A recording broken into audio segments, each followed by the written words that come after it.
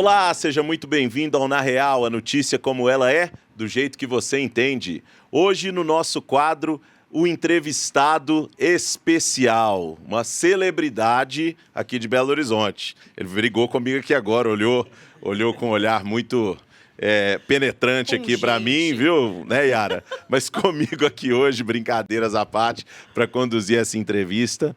Yara Miranda, tudo bem, Yara? Seja muito bem-vinda. Muito obrigada, boa noite a todo mundo que está aí nos ouvindo ou assistindo. É um prazer estar aqui com esse convidado ilustríssimo também, Lincoln. Que faz um excelente trabalho pela nossa capital.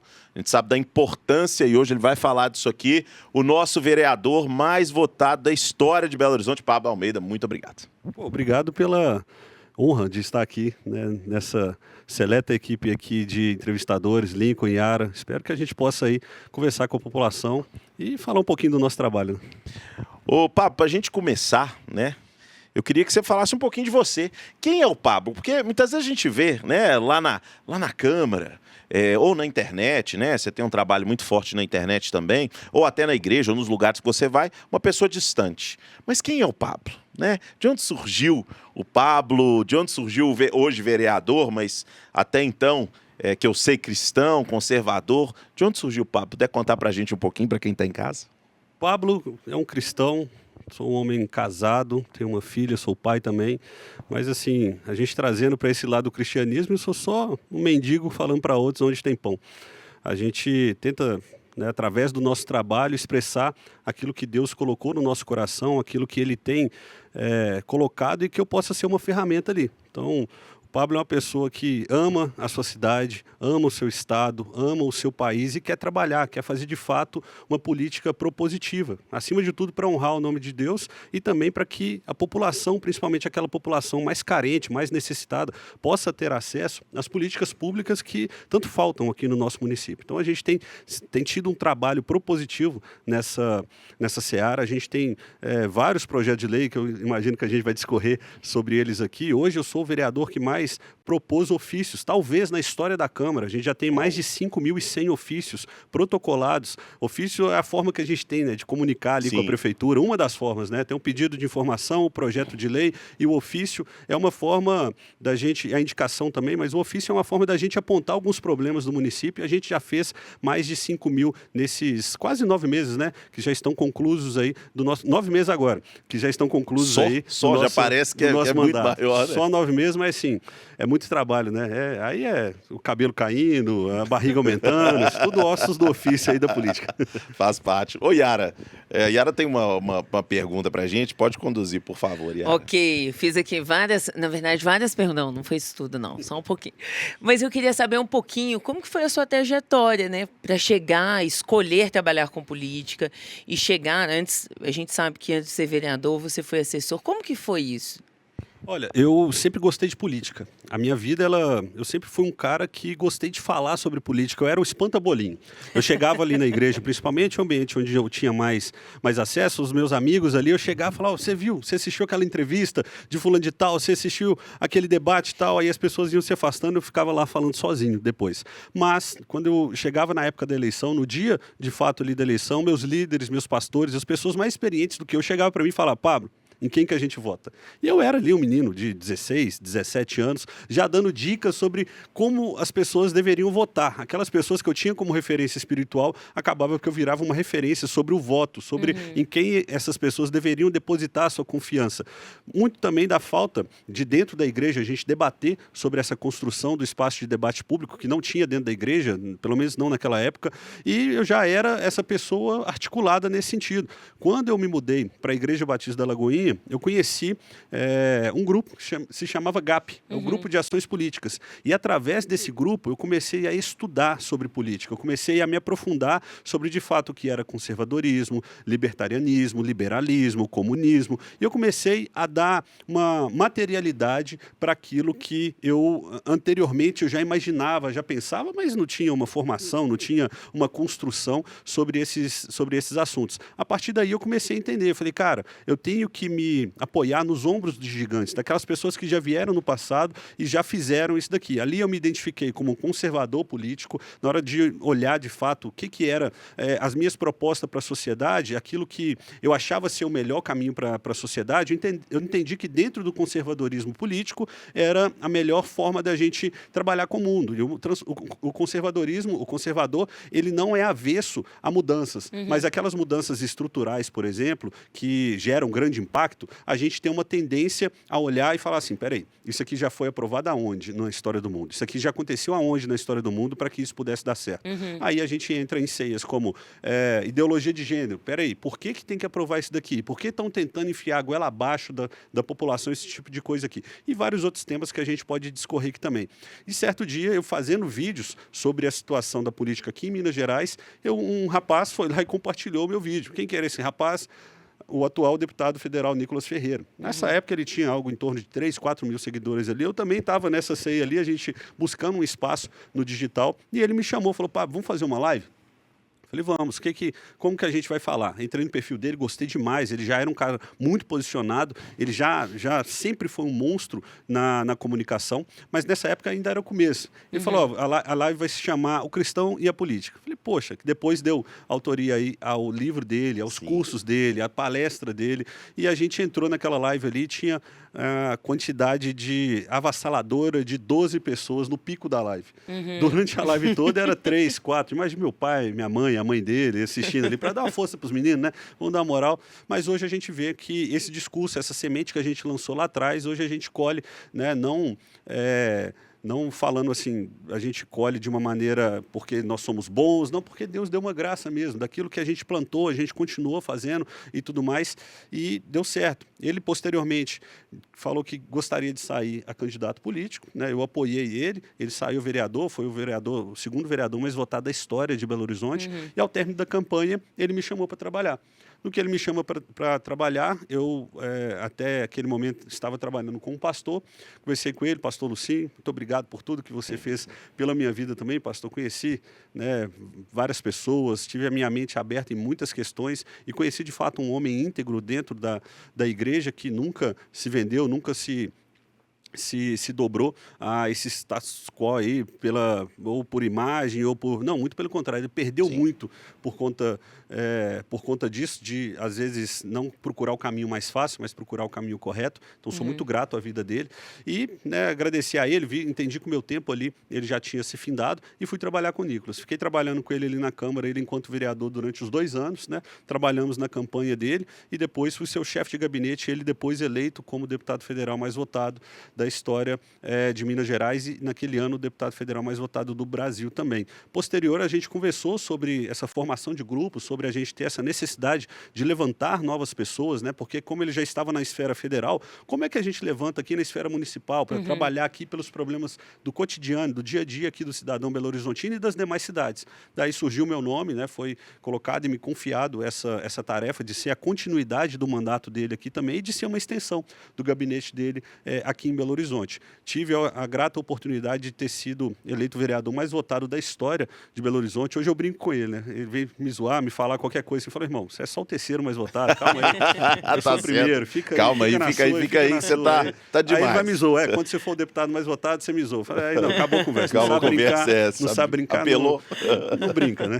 Então, e hoje a gente está aí, né? Coloquei o meu nome à disposição, deu certo e, para a glória de Deus, estamos lá na Câmara, ao meu ver, fazendo um trabalho muito propositivo em prol da população de Belo Horizonte e dando o nosso melhor para entregar aí, como eu disse, né? Primeiro para Deus e depois para a população também. Obrigada. O Pablo, isso é muito interessante, acho que a gente consegue extrair da sua fala, né, vários elementos que trazem muito sobre a sua formação, né?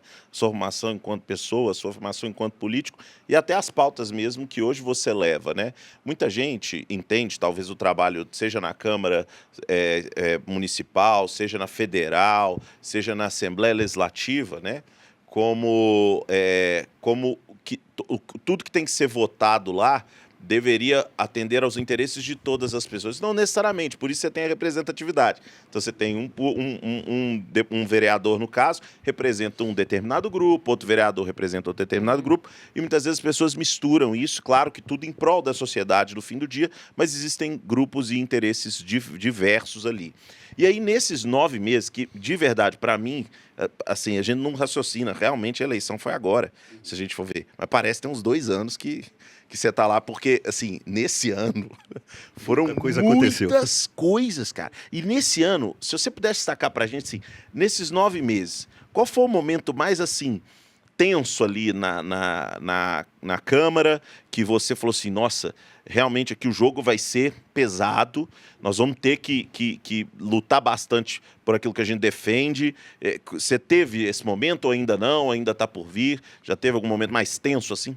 Olha, momento mais tenso, eu não me recordo assim de cabeça aqui. Teve os momentos chaves, né? Por exemplo, a eleição da mesa diretora da casa é um momento onde você tem que, de fato, entender o que acontece ali na casa, como que funciona esse jogo político, porque você já é um vereador eleito. Mas você está ali entre outros 40, né? São 41 vereadores aqui em Belo Horizonte, você está ali entre outros 40, que o seu voto tem o mesmo poder desses outros 40. E cada um tem esse interesse político, esses grupos políticos. Enfim, a gente precisa entender desse ambiente para eleger um presidente ali da casa que não vai cercear os nossos projetos, que a gente vai ter os nossos projetos passando pelas comissões de uma maneira regimental, não de uma maneira política, ideológica, onde eles vão travar os nossos projetos. Então, acho que esse foi um ponto.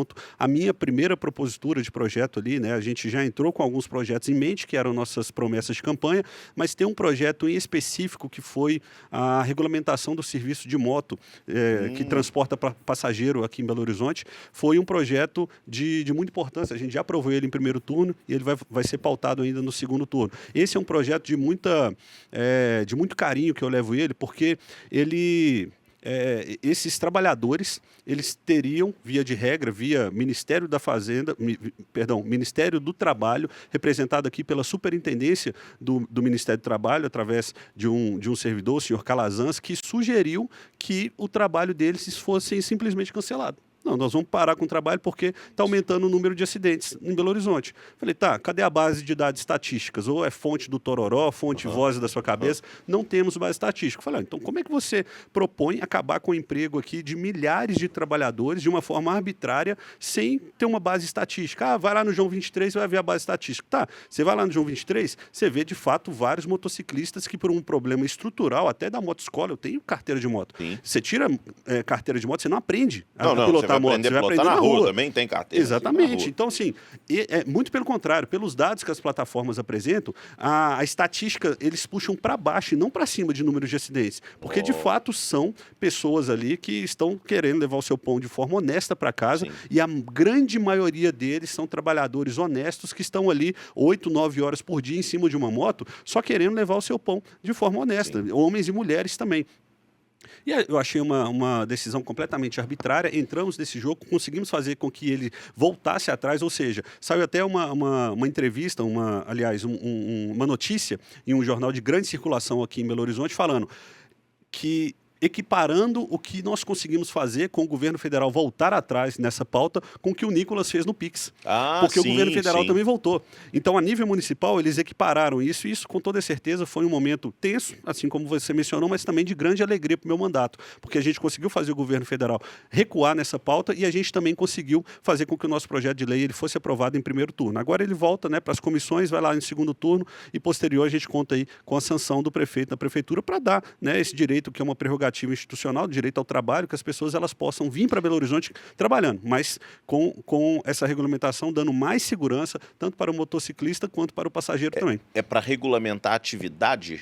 Atividade. Já é legal, mas a regulamentação é via município. Então nós estamos fazendo para que essa regulamentação venha trazer mais segurança, venha trazer mais adesão também, venha trazer as plataformas também para conversar, venha trazer a população também, para que a população entenda que é um serviço que é prestado e é um serviço seguro. Inclusive, a grande maioria, 70% dos usuários são mulheres.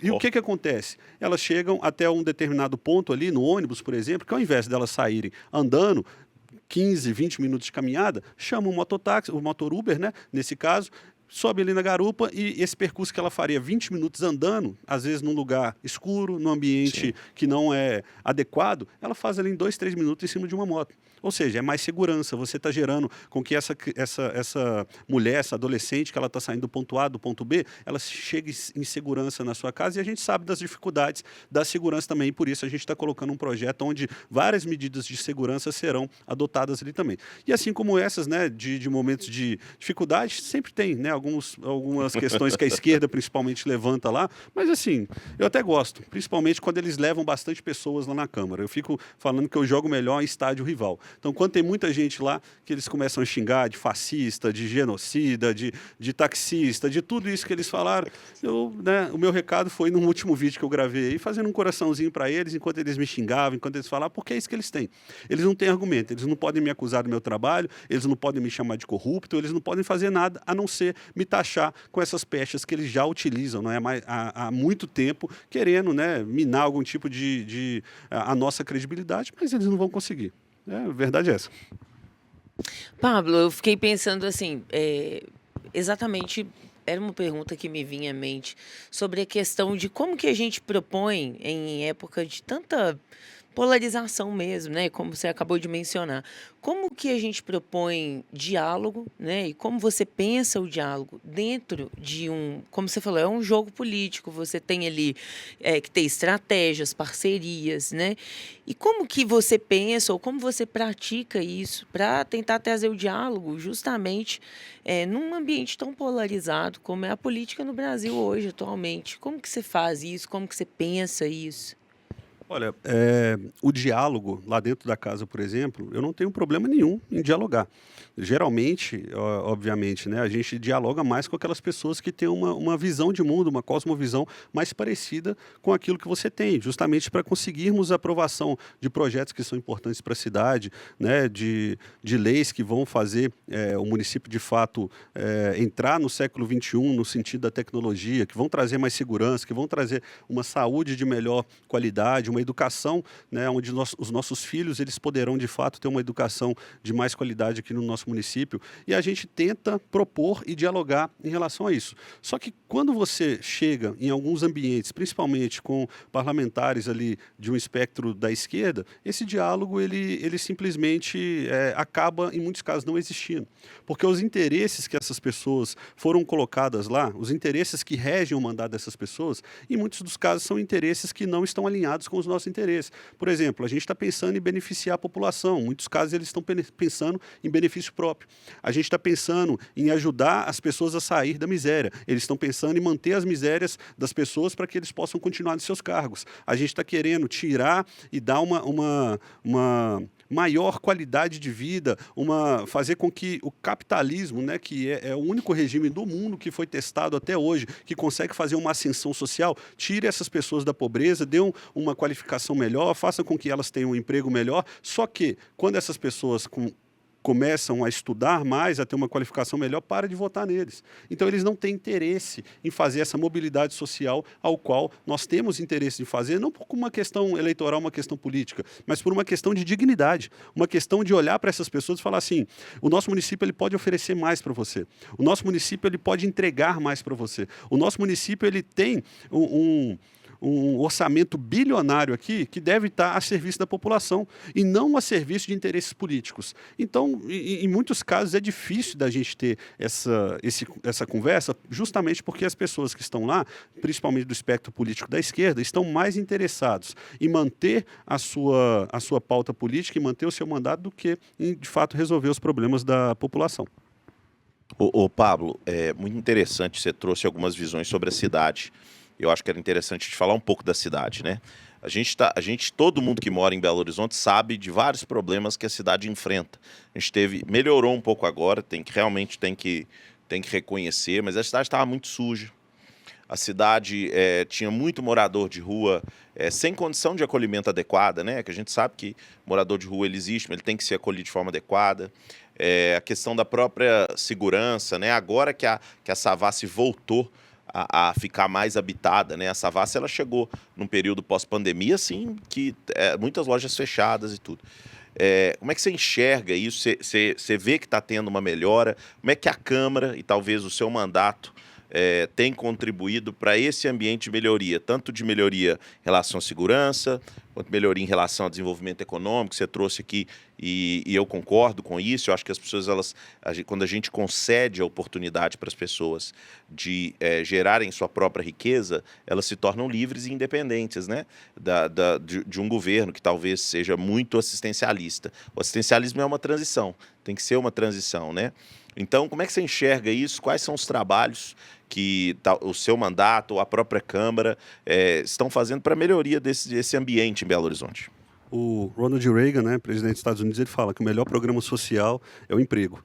Então, a gente busca, né, dar facilidades para aquelas pessoas que geram emprego e renda aqui na nossa cidade, para que eles sejam bem-vindos aqui no município e que eles possam, de fato, gerar emprego e renda aqui na nossa cidade. A maior franquia de lojas hoje de Belo Horizonte, sabe qual que é? Não Sabe sei. qual que é? É aluga-se e vende-se. Todo lugar que você vai, todo lugar que você vai tem um lugar alugando e vende essa plaquinha. Por quê?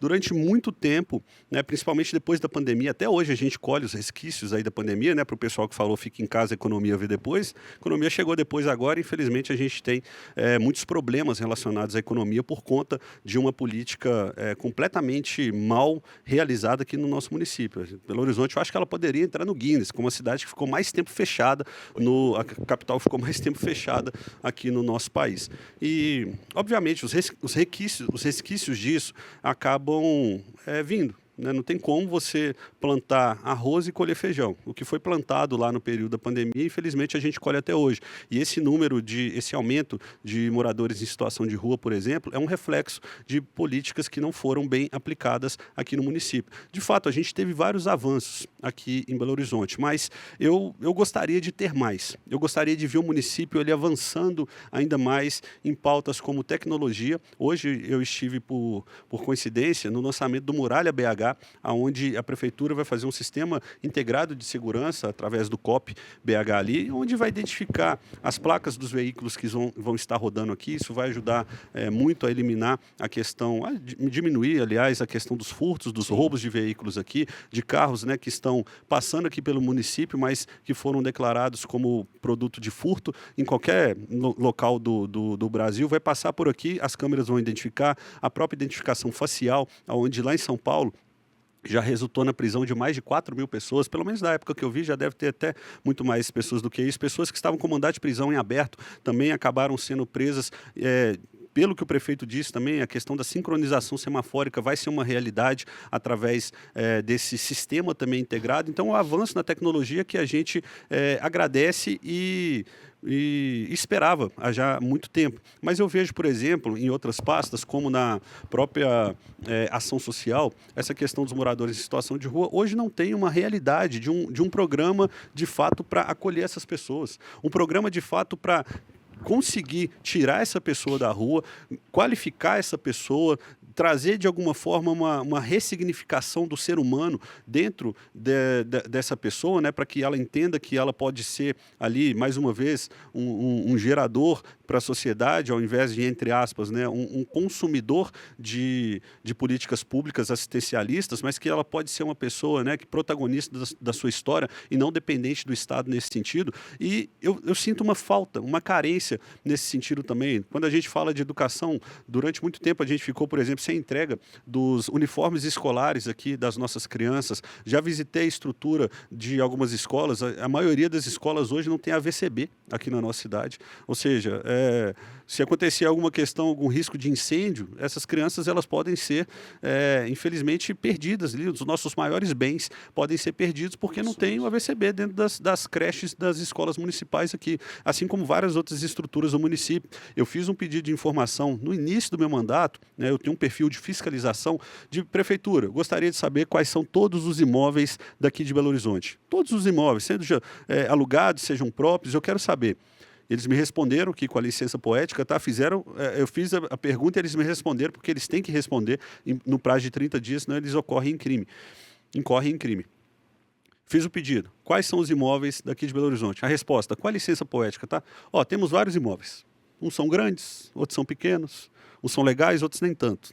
Falei, tá, mas Aí eu fiz outro pedido e o pedido de informação, ele demora 30 dias para retornar para a gente, ou até mais. Eu fiz outro pedido, eu quero saber todos os imóveis, quero saber todos os alugados e tudo mais, com outra forma de pergunta. Sim. Voltou a mesma resposta. Nós não temos como saber.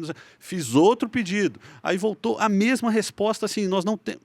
Fiz uma audiência pública, ninguém compareceu. Para não ser injusto, tinha 2 pastas da secretaria lá, não me responderam nada. Uma falou que tinha 10.544 imóveis, que foi o pessoal da Prodabel, e o pessoal da diretoria de patrimônio me falou que tinha algo em torno de 5.000 imóveis. Eu falei, ué, mas espera aí, eu não sei quantos imóveis tem, como que eu fui eleito para fiscalizar e eu não sei quantos imóveis tem aqui em Belo Horizonte? A gente está elaborando um programa. Ou seja, eu vejo que, de fato, a gente avançou em várias pautas, mas existem outras pautas que a gente precisa avançar e avançar em muito. Sim. Eu já disse aqui de várias outras pastas, mas da saúde, por exemplo. Hoje a gente tem um déficit de 40 milhões de reais na saúde. E é muito dinheiro que entra dentro da saúde. O problema é, esse dinheiro que é investido lá, ele está sendo bem aplicado? A gestão desse dinheiro, como é que está sendo feito? Então, eu acho que falta uma gestão, acho que falta uma administração mais posicionada e mais interessada em realizar as mudanças estruturais que a gente precisa na nossa cidade, que, assim, não vou dizer que é fácil, mas eu vou dizer que é possível. É possível de ser feito. Se tiver coragem, se tiver determinação, se tiver de verdade olhando para a nossa cidade e falar assim, eu quero, o executivo principalmente, eu quero deixar um legado de transformações positivas aqui. É possível fazer e a Câmara com toda certeza vai apoiar isso também. Entendi.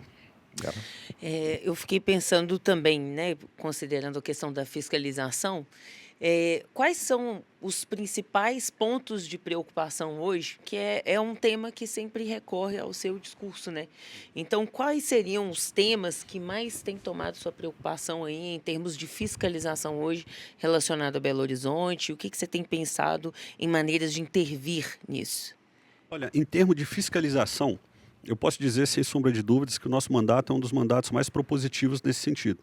A gente já visitou UPAs, a gente já visitou creches, escolas municipais, EMEIs, EMF, eu já visitei ao todo 79 imóveis que a prefeitura me disse que estão alugados aqui no município. Eu fui em cada um desses imóveis, eu ou a minha equipe também, e a gente visitou esses lugares, descobrimos ali que tinham 8 imóveis que, dentro desse universo, que não tinha nenhum tipo de programação ou estruturação para que esses imóveis fossem feitos de alguma coisa.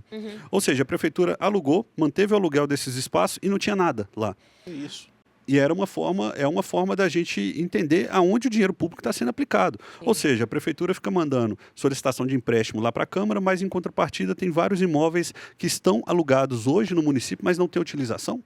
Qual que é a realidade, né, a necessidade de fato desses empréstimos que estão sendo solicitados? A gente sabe também da questão dos ônibus aqui da nossa capital. Eu estou dentro ali da comissão de mobilidade, mas também estou dentro da comissão especial que foi criada para os contratos de ônibus. Então, a gente está, de fato, entendendo o histórico disso, a gente está buscando todos os contratos que já foram realizados para que a gente possa ajudar a prefeitura a ser mais propositiva nesse novo contrato de ônibus que vai ser celebrado agora em 26 ou 28, agora me fugiu aqui.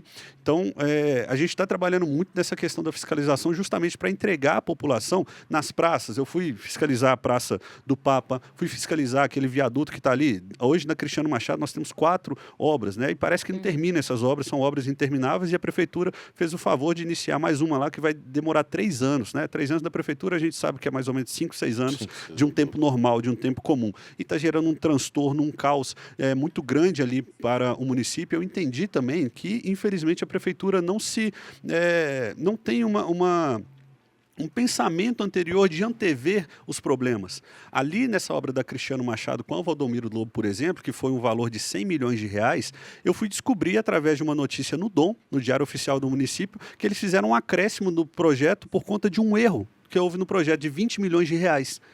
Aí só saiu assim no Dom, erro de projeto, 20 milhões de reais. Falei, como assim?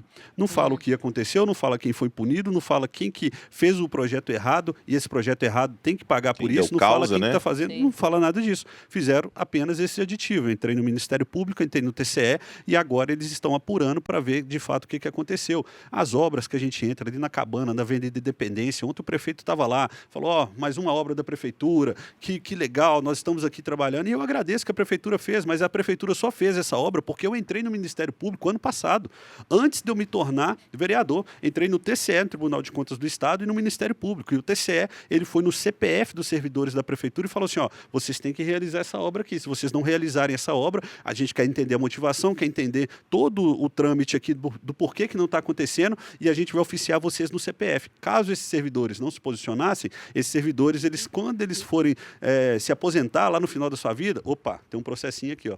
O que é isso daqui? Por que aconteceu? Isso iria impedir. Ou seja, eles correram o mais rápido possível para entregar essa obra. Foram lá, entregaram a obra, graças a Deus, o povo do Cabana ali, todo mundo que passa ali pela Avenida Independência, que é uma das principais ali da região oeste, ficou muito feliz em relação a isso. E é por isso que ontem eu nem fui lá na inauguração que o prefeito foi lá fazer. Eu falei, não, a gente já trabalhou, já fizemos aqui o nosso papel, eu não vou ficar de papagaio de pirata aqui do prefeito para entregar a obra que a gente já trabalhou, e a população sabe disso, né? Então, respondendo mais objetivamente, né, esse trabalho de fiscalização é uma prerrogativa do vereador e a gente tem que atuar mais. Eu gostaria de ver mais os colegas lá da casa atuando nessa fiscalização, porque eu tenho certeza que o dinheiro do cidadão belo-horizontino seria, né, muito mais respeitado se de fato todos nós da casa ali a gente atuasse de maneira mais propositiva nessa questão da fiscalização também.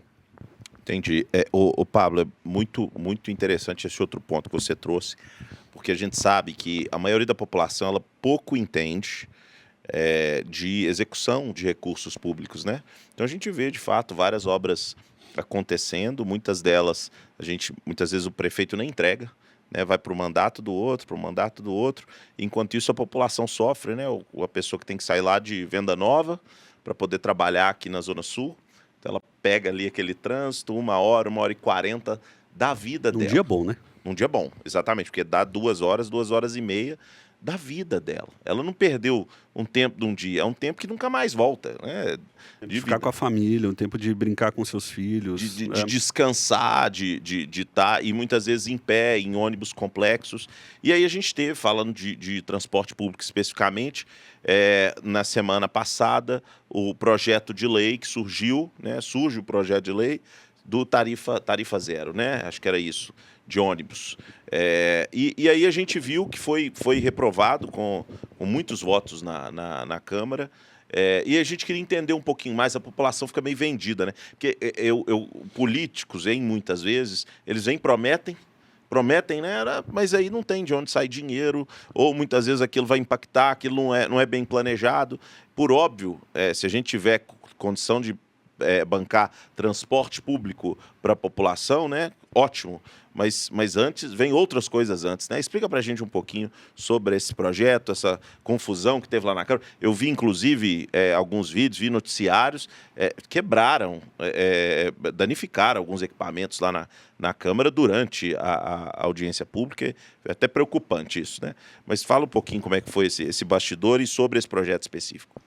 Começando só por aquilo que você mencionou, né, do pessoal no trânsito, a gente não tem um estudo hoje sobre o que gera, né, na mente da pessoa, né, de ficar no trânsito durante todo esse tempo, né? Já é uma das questões, a depressão, por exemplo, a ansiedade, né, enfim, são problemas reais hoje e são as doenças que mais crescem no nosso meio. Eu acho que o trânsito contribui muito para isso. Eu acredito que deveria ter sido feito, ou em todas as obras, um estudo de impacto relacionado a isso antes de iniciar, porque de fato isso é um tempo perdido e as pessoas, onde fica a cabeça? 2 horas no trânsito para ir, 2 para voltar. São 4 horas por dia, a cada 8 horas, depois 16, ou seja, é muito tempo perdido para ficar dentro do trânsito, dentro de um carro ali ou dentro de uma condução. Então fica aí a minha sugestão também para que seja feito, né, um estudo de impacto na mente das pessoas, na cabeça das pessoas relacionadas a isso.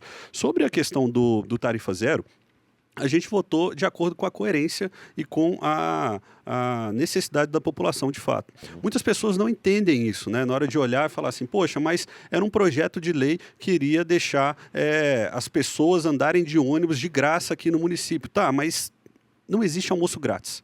Vamos começar com essa premissa.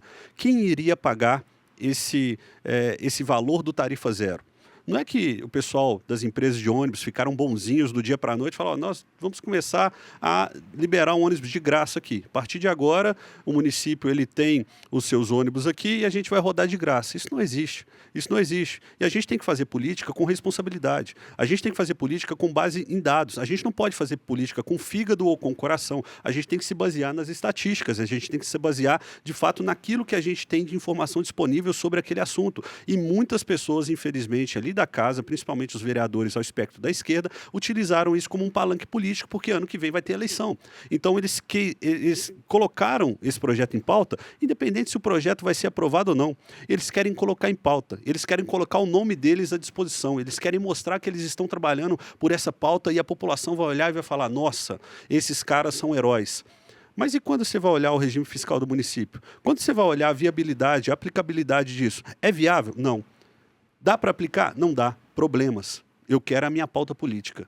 Então, é um projeto que foi realizado, e a gente tem estudos aí da FEComércio, estudos da FIENG, que demonstram sobre a inviabilidade desse projeto. Mas, Pablo, já tem outras cidades que isso foi aplicado. Cidades até de 30 mil pessoas, cidades de 40 mil habitantes. A maior cidade que foi aplicado isso foi em Caucaia. Se eu não me engano, tem 300 mil habitantes, lá no Ceará, que é um contexto completamente diferente do que nós temos aqui. E lá em Caucaia, no Ceará, aumentou o número de pessoas utilizando o transporte público em 371%.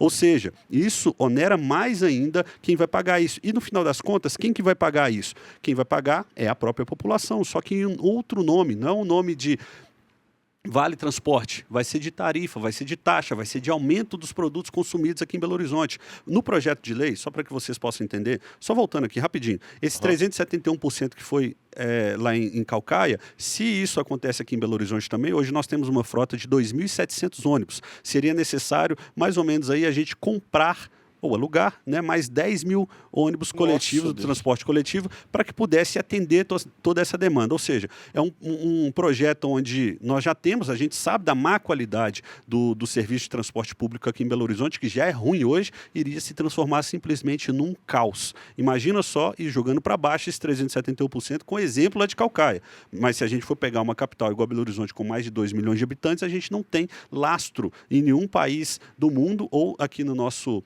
país também, de como que isso seria. Ou seja, é uma proposta com base nos dados completamente inviável aqui para o município. Mas quando a gente traz, eu estava falando antes me perdi aqui agora. Quando a gente traz... Da tarifa. Da tarifa, mas eu me perdi no argumento que eu estava falando aqui antes.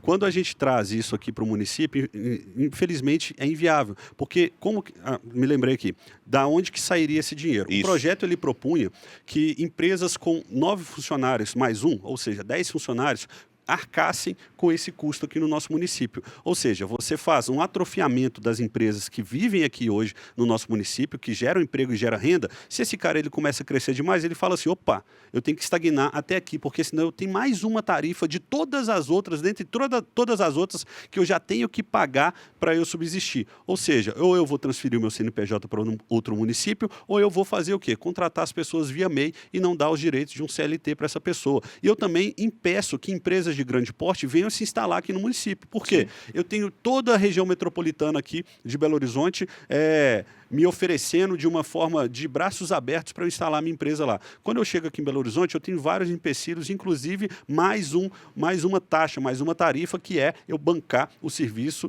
de ônibus de toda a população de Belo Horizonte. Ou seja, eu vou me instalar em outro lugar. Isso você afasta o investimento, você faz com que a nossa cidade ela perca essa pujança, essa vocação de ser uma cidade que gera emprego, que gera renda, que trabalha, assim como eu disse, né, desde a época da pandemia, a gente já vem colhendo os frutos negativos disso e a gente vai fazendo com que o comércio, com que essas empresas elas vão cada vez mais se afastando da nossa capital. E Belo Horizonte hoje, que é a terceira capital do Brasil, talvez fique em quarto, em quinto e sexto lugar, se a gente não tiver, de fato, políticos que se preocupem com você. E muitas das vezes essas soluções, elas não são soluções fáceis. Muitas das vezes essas soluções, elas não são soluções simplistas, mas a esquerda sempre é assim. Elas vendem um sonho e entregam um pesadelo. Vai lá e quebra a sua perna e depois te dá uma muleta. E essa não é o tipo de política que eu acredito que deve ser feito aqui no nosso município, no nosso estado ou no nosso país.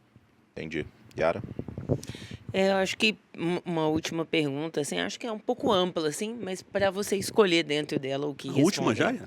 Não a minha, eu acho, A última né? dela, né? Nós temos ainda. Temos várias aqui. Ainda. Tô olhando o relógio aqui, ó. E os seus compromissos aí. Não, tá tranquilo. Então, olha, se a gente fosse pensar em termos de principais pautas, considerando áreas como educação, saúde, mobilidade e segurança, você conseguiria selecionar algumas das principais, ou de todas essas áreas, ou escolhendo algumas dessas áreas para comentar, para a população conhecer um pouco mais também da sua visão acerca dessas áreas? Olha, Belo Horizonte tem muitos desafios. Né? Quando a gente fala de educação, a gente tem vários desafios. Quando a gente fala de segurança, eu não preciso ficar aqui chovendo molhado. As pessoas que vivem aqui em Belo Horizonte conhecem a realidade, sabem muito bem disso. Sabem muito bem que se você for numa UPA hoje, a possibilidade de você ficar ali mais de 5 horas para ser atendido é real. Isso é a realidade. Às vezes você melhora ali no tempo que você está aguardando, fala assim, melhor esperar em casa. Alta, né? Dei alta, vou em casa tomar algum remédio aqui, eu mesmo vou me indicar, ou eu peço o farmacêutico para me indicar e fica por isso mesmo. Infelizmente, a gente tem várias áreas aqui no nosso município que requerem e carecem de mais atenção. Eu posso dizer, Yara, para você, as que mais têm gerado uma dor no nosso mandato. E eu vou te dizer aqui uma que eu não imaginava que era assim, que depois que eu entrei, que eu fui conhecer um pouco mais, que é a dor das crianças aqui no nosso município. Eu não sei se o nosso telespectador, o nosso ouvinte, ele já visitou algum abrigo de criança aqui no município. E esses abrigos, a maioria deles, estão em condições insalubres.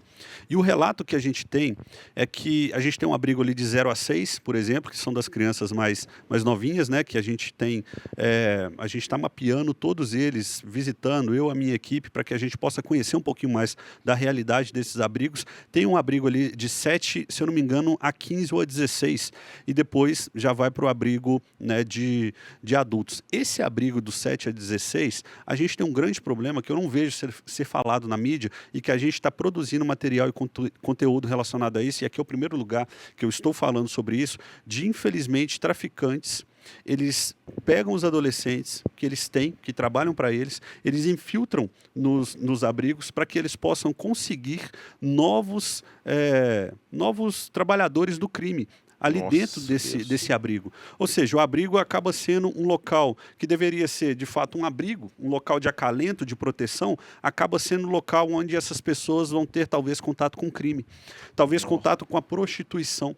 A gente já ouviu relatos de crianças que foram assediadas e aliciadas dentro dos abrigos. Crianças, adolescentes, jovens, dentro dos abrigos é oferecido uma vida de luxo, uma vida de ostentação através da prostituição, tanto meninos quanto meninas. Sim. Já ouvimos relatos dentro desses abrigos, e aqui eu não vou mencionar nome de nenhum abrigo, para manter até a questão da nossa própria atuação em relação a isso, que a gente está levantando esses dados, de ter jogos sexuais ali dentro do abrigo, onde os adolescentes eles vão praticando ali dentro do abrigo, que depois, posteriormente, a gente já ouviu relatos também de meninos que foram encaminhados para o hospital por conta dessas questões que acontecem ali dentro, e isso é algo, desculpa, que de fato mexe muito comigo. Eu tenho uma filha.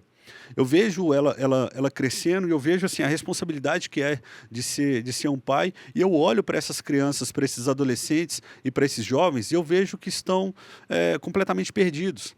E esses locais que deveriam ser locais, mais uma vez, de abraço, de oferecer oportunidades, acabam sendo locais que vão oferecer oportunidades erradas. E que o caminho que essas crianças, esses adolescentes, esses jovens poderão tomar a partir daí, será um caminho que vai ser de completa destruição. Então, eu sei das dores, das necessidades, né, quando a gente fala do transporte público, eu sei quando a gente fala da própria segurança, da saúde, como eu mencionei aqui.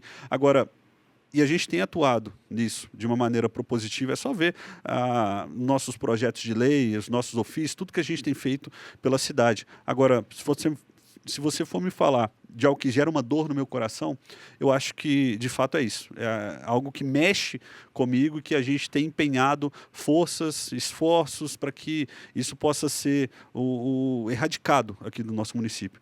Sabe? É algo completamente nebuloso, nefasto, demoníaco, que a gente tem lutado, e eu sei que não é fácil. Eu sei que existem né, organizações criminosas por trás disso. Eu sei que eu estar me envolvendo nesse sentido de querer lutar contra isso, eu estou colocando a minha própria vida em risco, mas a gente está aqui para ser ferramenta nas mãos de Deus. E se Ele me colocou, né, para ser luz no ambiente escuro, eu não posso reclamar que Ele me colocou no ambiente escuro.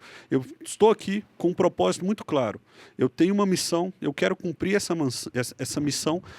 Aconteça o que acontecer, eu tenho Deus ao meu lado, e eu tenho a população que votou em mim, que apoia o meu trabalho. Então, independente de qualquer coisa, eu quero cumprir essa missão, eu quero terminar o meu mandato falando assim, ó, terminei a minha carreira aqui como vereador de Belo Horizonte, guardei a minha fé e fiz tudo que era possível para melhorar o meu município. Ô Pablo, muito sério isso, né?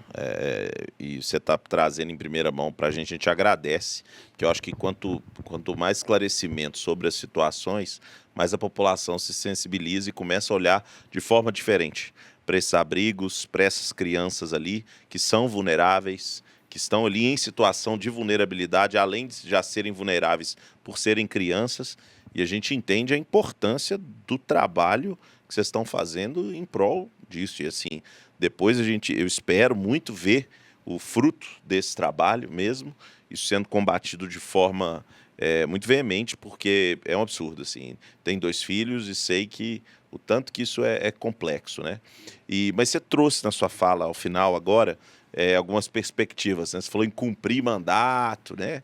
Mas ano que vem nós temos eleição também, e a gente sabe da importância de vozes como a sua, né? Vozes que têm a sua repercussão, defendem a sua pauta, mas levar para âmbito talvez estadual, né? Você pensa nisso? Você pode falar, não pode falar? O que você pensa? Lincoln, pela minha votação, né, eu tive quase 40 mil votos para vereador. Isso sempre foi cogitado desde o meu primeiro dia de mandato. Não por mim, mas as pessoas me perguntando, falando assim, Pablo, você teve uma votação de deputado, então quer dizer que agora você... Eu falei, calma, gente, eu nem comecei o meu mandato. Deixa as pessoas olharem para o meu mandato, deixa que o meu trabalho ele fale por si. Eu não me coloco como candidato a nada. Eu sou vereador de Belo Horizonte. O meu propósito agora é cumprir o meu mandato. Eu tenho um mandato que a população de Belo Horizonte me confiou. O meu propósito é cumprir esse mandato. É claro que eu não fecho as portas para as possibilidades e para as oportunidades, né, que a população e Deus, porventura, possam me dar. Então, eu não digo que eu não vou sair candidato no ano que vem, né, que isso não é uma possibilidade real, mas eu digo que eu estou muito feliz enquanto vereador de Belo Horizonte. Eu digo que eu estou muito feliz em exercer o trabalho que a população me confiou. Eu digo que eu estou muito feliz no cargo ao qual eu estou representando quase 40 mil belo-horizontinos e que se ano que vem, né, tiver essa possibilidade, se for a vontade de Deus e a população quiser, através do que eu já venho entregando, quiser, Pablo, eu quero te promover. Eu vejo essa questão da eleição como uma promoção, porque as pessoas que confiaram em você, te lançar para um cargo de maior responsabilidade, né, um cargo de maior atuação a nível estadual ou a nível federal, é uma promoção. As pessoas olhando, identificando através do seu trabalho, eu gostei do que você fez e eu quero você em outra função aqui, justamente para representar ainda mais a nossa população. Eu vou ficar muito feliz, vou ficar muito alegre, mas o fato é, agora eu estou muito focado nas coisas de Belo Horizonte, agora eu estou muito feliz em estar aqui representando essa população. Espero que a gente consiga continuar dando respaldo, dando retorno para a população que me elegeu. Isso aí já para mim já é a maior... Nunca imaginei chegar até aqui, né? Já que eu estou aqui, estou curtindo muito esse momento, no sentido de estar feliz, né? Não é que eu esteja curtindo, até porque a gente trabalha de estar demais da feliz conta, entregando. a gente trabalha demais da conta, mas estou curtindo feliz, né? Dessa possibilidade que Deus me permitiu estar, esse cargo que Deus me permitiu estar exercendo aqui. Ô Pablo, a gente sabe da sua visão, que para além da cidade também. A gente sabe que algumas pautas que você traz são pautas muitas vezes de discussão nacional, né? E são levantadas aqui em BH, mas muitas vezes tem até repercussão fora de Belo Horizonte, repercussão em termos de país, várias dessas pautas. Como é que você enxerga o cenário político nosso atual, né? Hoje nós estamos vivendo um fim de governo, né? Nós temos mais um ano e pouco, uma eleição que se aproxima, a gente está vendo como que o judiciário tem se posicionado em relação politicamente, muitas vezes, né? Tem se posicionado politicamente, a própria Câmara, né, federal ela tem também tem tentado trazer anistia para dentro desse processo. A gente está vendo um ambiente muito conturbado. Qual que é a sua visão sobre o ano que vem em termos nacionais? Porque a gente sabe que o nacional vai impactar o local, e a gente sabe que a gente sente isso muito claramente. Quando a gente tem uma política, seja bem feita em âmbito nacional, impacta bem. Se tem uma política mal feita em âmbito nacional, impacta a nossa vida, que você trouxe muito bem aqui ao final.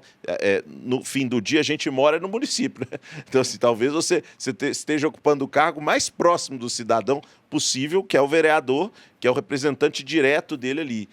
Mas como é que você enxerga esse cenário nacional? Olha, rapidamente falando aqui, na minha visão, a gente tem uma ditadura do judiciário, nós temos o maior bandido da história do país, um cachaceiro, sentado na cadeira da presidência da República, e nós temos um Congresso que em muitas das pautas, infelizmente, se acovarda, se vende por conta de emendas, se vende por conta de indicações políticas, e a gente tem poucos representantes ali, assim como o Nicolas, o Gayer, o André Fernandes, Marcel Van Hatten e alguns outros ali, não vou dizer o nome de todos para não ser injusto com alguns aqui, que de fato se posicionam em prol da população, de fato se posicionam em prol das melhorias do nosso país. Então, resumidamente, é isso. Nós temos a ditadura de muitos poderosos que querem fazer do país aquilo que eles fazem nas suas casas.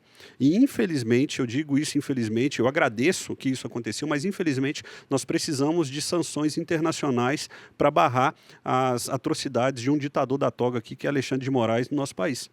Inclusive, eu fiz uma moção de repúdio aqui na Câmara de Vereadores de Belo Horizonte, a gente foi a primeira capital a aprovar isso, não é porque eu não só quero Alexandre de Moraes andando nas ruas de Belo Horizonte. Não é isso, não.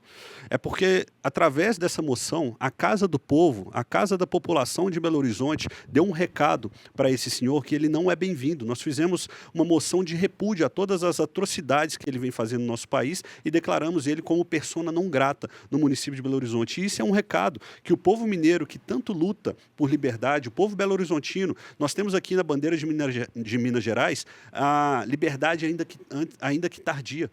E o vermelho da nossa bandeira, graças a Deus, não é do PT, mas é do sangue daqueles que sangraram, lutando por liberdade no nosso estado.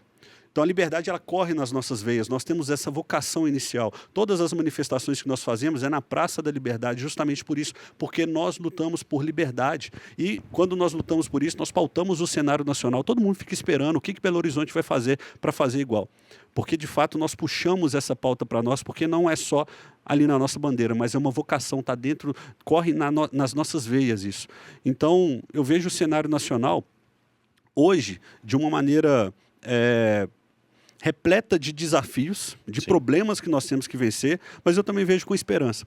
Eu acredito que nós temos várias pessoas que têm se posicionado, vários políticos que têm se levantado. Eu acredito que a população cada dia mais tem tido seus olhos abertos relacionados às atrocidades que estão acontecendo, a esse regime ditatorial de um STF que, infelizmente, em muitos casos tem legislado. E a legislação, ela é prerrogativa do poder legislativo e não do judiciário. A gente vê articulações que acontecem a partir do judiciário para projeto de lei ser aprovado. Não faz sentido nenhum isso. No regime democrático de direito. Isso é muito esquisito. É muito esquisito. Isso é muito estranho. É um poder que vem sobrepor os outros. E o poder executivo só está caladinho porque muitos daqueles que eles indicaram para lá estão cumprindo exatamente a cartilha que eles gostariam que fosse feita. Ou seja, a gente vive uma democracia completamente relativa no nosso país, onde pessoas que têm um perfil de direita, muitas das vezes são derrubadas das redes sociais, são cerceados, são calados. A gente tem ali o que aconteceu no 8 de janeiro, que é uma completa atrocidade que alguns ministros ali, principalmente o ministro Alexandre de Moraes, têm encabeçado ali uma luta contra os direitos humanos. Por isso que ele foi sancionado pela Magnitsky. Por isso que ele foi sancionado, porque é um lutador contra os direitos humanos, que está prendendo idosa, que está prendendo uma senhora que perdeu mané numa estátua por 14 anos. Vendedor de algodão doce, tinha bola de gude, que eles dizem que são as armas do 8 de janeiro, bola de gude, estilingue, vendedor de algodão doce, de picolé, falando que isso era um golpe armado. Golpe armado de quê? No domingo, onde não tinha nenhum parlamentar ali. E eu acredito que as pessoas que, de fato, foram ali, algumas delas que depredaram, elas têm que pagar pelo crime. Agora, golpe de Estado? Espera aí. E hoje a gente prega anistia, a gente luta por anistia por pessoas que de fato não queriam um golpe de Estado, mas Lula, Dilma e companhia foram anistiados lá atrás. E hoje essas mesmas pessoas que foram anistiadas recebem uma grande bolsa anistia, que recebem muito dinheiro para isso, e estão militando contra a anistia de brasileiros que estavam lutando ali pelo nosso país, e muitos ali de maneira errada. Tá? Eu digo isso mais uma vez, de maneira errada. Acabaram entrando no Congresso, no STF, lá no Planalto e depredando ali. Mas é muito estranho, né? Você não tem nem as imagens das câmeras para tentar, né, lutar ali de uma maneira individualizada, porque eles pegaram todo mundo que estava ali, fez um bolo total e falou: todos aqui são criminosos, todos aqui são atentaram contra o Estado Democrático de Direito. E a gente vê que isso é completamente um absurdo. Então, para combater isso, eu vejo que a gente tem um cenário onde novas lideranças têm se levantado. Aqui a gente vê o deputado Nicolas, que é a maior liderança do estado de Minas Gerais. A gente vê, como eu disse, né, o André Fernandes, o Gaia e vários outros, né, que têm se levantado, e vários meninos novos também que têm chegado. As câmaras municipais, que futuramente poderão ser os nossos deputados, que poderão ser os nossos futuros prefeitos também, que já vêm fazendo um bom trabalho. Então eu vejo como uma esperança. Eu acredito que a gente tem muito ainda para dar para o nosso país. Eu acredito que a gente ainda tem muito a entregar pela nossa nação, e essa geração nova que está vindo aí, de pessoas que não são vendidas, mas pessoas que têm princípios, valores, que são cristãos também, a grande maioria deles, que entendem esse mandato cultural de olhar para as esferas de atuação da sociedade e ir lá fazer parte, ser uma parte ativa disso e não ser uma parte passiva, mas ser, de fato, um gerador de transformação na nossa sociedade. Então, basicamente, eu fiz um resumo aqui muito rápido, até me alonguei, né? Não foi nem tão rápido assim, mas para descrever um pouquinho daquilo que eu acho que está acontecendo na nossa nação. Nesse assunto, eu tive em Washington há 2 semanas atrás com um dos representantes do governo Trump, num evento ao lado da Casa Branca. E nós questionamos, né, foi um dos pontos em relação às tarifas, né, e falamos de perspectivas. Foi uma pergunta que surgiu dos empresários, quais eram as perspectivas que o emissário chamava Michael Jensen, via para o Brasil. E ele é responsável pelo monitoramento da América Latina inteira, então ele conhece muito bem. Me assustou porque ele conhece muito. Ele não conhece pouco, não. Ele conhece profundamente a situação que está acontecendo aqui. Eu morei nos Estados Unidos anos atrás. Isso não é comum. Não é comum alguém olhar para o Brasil e conhecer, ou seja, nossa política e a forma como nós temos lidado com as coisas tem chamado a atenção do mundo, né? E aí nós fizemos uma pergunta muito clara. Qual que é a perspectiva de melhora, né? Ele parou, ele fez assim e falou: olha, mude o governo ano que vem. Eu falei: rapaz, alguma outra de curto prazo? Ele: não, mude o governo ano que vem. Até lá nós não teremos nenhum tipo de diálogo que consiga avançar a ponto de melhorar essas condições. Estava falando especificamente das tarifas em si, né? Então, assim, o Pablo, nós já estamos no final, você vê que passou uma hora rápido pra caramba.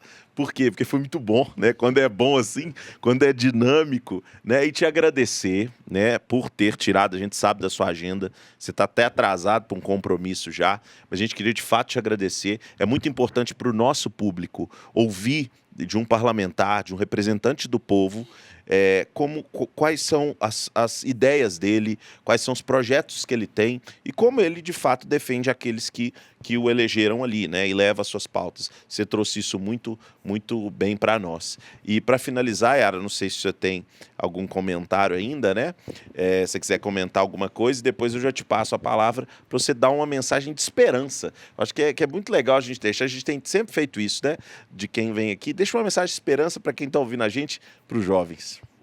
É só agradecer também, Pablo, pelo seu tempo, por estar aqui com a gente e te desejar um bom trabalho ao longo de todo o seu mandato, que venha aí para você muita sabedoria e graça para fazer o que você tem que fazer e trabalhar em prol da população. Poxa, obrigado, Yara. Obrigado, Lincoln. Foi uma grande satisfação estar aqui tendo esse espaço de diálogo, né? Onde às vezes as pessoas ficam muito presas ali no próprio corte da nossa rede social e acham que a gente é exatamente aquilo, mas não, a gente, né, tem muito, muito a entregar aqui por Belo Horizonte. E para deixar a mensagem de esperança, né, que você me pediu aí, Eu acredito que a nossa esperança, ela não está nas mãos de um político. A nossa esperança, ela veio há 2000 anos atrás e morreu, ressuscitou por mim, por você, pelos nossos pecados. E o nome da nossa esperança é Jesus Cristo. Eu acredito também que a gente vai viver uma renovação na política aqui no nosso país, né? O presente, ele pode ser até deles, mas o futuro, ele é nosso. E a gente não esquecer que nós não estamos numa corrida de 100 metros. É uma maratona. E uma maratona, ela demanda mais cansaço, ela demanda mais tempo, ela demanda mais esforço e a gente não vai parar. Essa é uma das metas que a gente tem, né? De uma das lições que a gente tem. É não parar, não precipitar e não retroceder. Aquele que durar mais vai vencer. Muito obrigado, Pablo. Obrigado, Yara, que esteve aqui com a gente. Muito obrigado você que nos ouviu até agora. Esse é o Na Real, a notícia como ela é, do jeito que você entende, nas ondas da 98 News 103.3. Valeu!